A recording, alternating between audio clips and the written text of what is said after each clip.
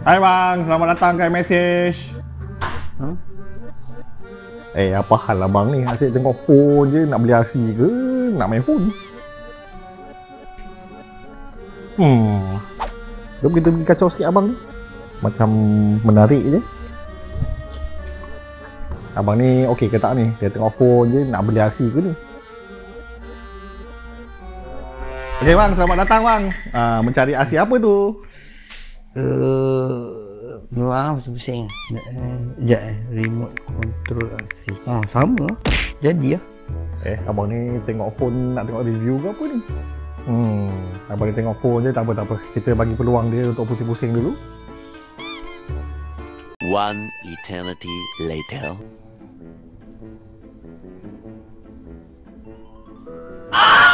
Hai bang, nak beli RC tengok ChatGPT juga ke bang? Alamak. Aduh bang, saya sebenarnya nak tanya abang banyak bang, tapi saya ni pemalu lah bang. Tak apa bang, jangan malu-malu bang. Kita ada staff yang kita boleh assign kepada abang untuk tengok barang-barang RC. Okey, jangan malu-malu bang, saya nak jawab apa. Ada bang, abang nak mencari RC apa tu bang?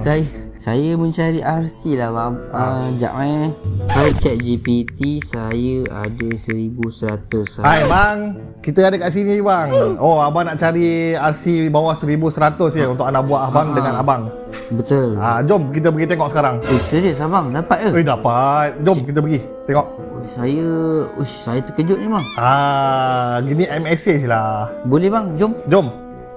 Saya tak perlu tanya ChatGPT. Tak perlu bang. Saya nak tengok bang. Jom. Mari. Serius abang, boleh dapat 1100? Ya bang, boleh dapat. Mac sini kita tengok bang. Ya ke bang? Saya nak tanya ChatGPT ni. Tak payah Tak payah. Mai sini je. Kita tengok depan-depan terus. Handphone saya simpan bang simpan je dalam poket. Nak bagi saya pun boleh. Oi. Bang, mana bang RC yang... Okey bang, so kita ada dua jenis RC yang kita boleh recommend kepada abang bawah 1100. Kita ada Volkswagen Polo macam ni. Dia dah datang dengan 3 set of tires. Dia dah dapat lampu lah. Ini memang sesuai lah untuk abang. Dan juga untuk abang punya anak buah nanti. Yang kecil ni.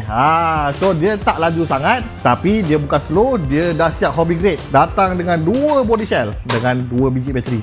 Sangat-sangat sesuai untuk anak-anak buah abang nanti. Bang, nak tanya bang, sebelum saya cek ChatGPT. Hobby grade tu apa bang Okey, hobby grade ni senang cakap, dia boleh repair, boleh modi. Sebelum ni saya beli bukan hobby grade. Kalau dia tak boleh modi, tak boleh repair, itu toy saja. Jadi yang sebelum ni saya tak boleh repair tu sebab bukan hobby grade bang? Ya, dia bukan hobby grade bang. Saya tanya ChatGPT, dia kata boleh bang. Itulah. ChatGPT ni bukan sentiasa betul. Aduh, saya nak delete ChatGPT saya sekarang abang. Boleh, tak apa. Abang memang guna ChatGPT sentiasa bang untuk kehidupan abang ni? Lah bang, saya Gen Z. Aduh. Saya nak pergi makan tengah hari pun saya tanya ChatGPT. Dekat ni tanya kepada orang terus. Okey, baik. Jadi saya dah tahu bang. Terima kasih. Okey. Dia tak bagi tahulah bang, hobby grade ni tak boleh repair. Saya baru tahu.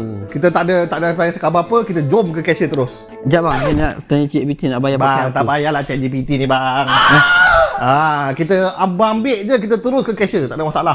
Saya nak bayar melalui apa bang? Melalui Shopee Pay boleh, kad boleh, online boleh. Okey. Tapi phone dah tak ada. Kau ni nak ChatGPT ke kau nak pakai? Pakai SP bang, SP. Okey, boleh. Bang, SP. Boleh. SP okay, boleh. Kita bayar bang Saya janji bang, saya delete ChatGPT Jadi saya 3 bang kan. Saya punya satu, anak buah saya. Okey bang, 1100 berapa ni? 1100, 1200 ke? Tak ada bang, bawah 1100 je semua ni bang. Murah sangat ni bang. Boleh lah bang, saya bayar dulu. Sekejap bang Murah sangat. Hai bang, takkan tengok ChatGPT lagi bang. Dia dah ada install lah tadi. Sebab murah sangat bang. Aduh saya dah terbiasa lah bang. Okey bang. Terima kasih.